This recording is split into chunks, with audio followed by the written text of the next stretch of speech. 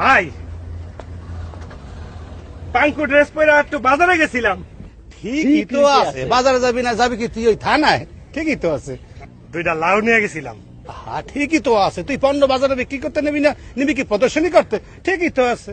তারপর দুইটা কাস্টমার আইছিল। ঠিকই তো আছে, কাস্টমার আইবে না দেখি পুলিশ। ঠিকই তো আছে, না ওই কাস্টমার দুইটা পুলিশই আছিল। ঠিকই তো আছে।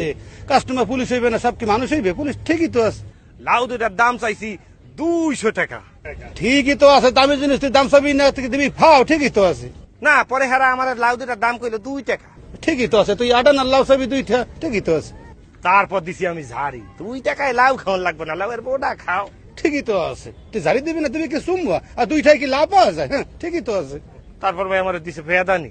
ঠিকই তো আছে, পুলিশের লাগে উল্টা পাল্টা করে তোরা ফেদানি দেবে না, দেবে কি চুমবা। ঠিকই তো আছে। তারপর আমার থানাও ধরে লয়ে গেছে ভাই। না ঠিকই তো আছে, পুলিশের লাগে বেতবি করছো, তোরা থানা নেবে না, নেবে কি ওনার বাসায় বেড়াইতে? ঠিকই তো আছে।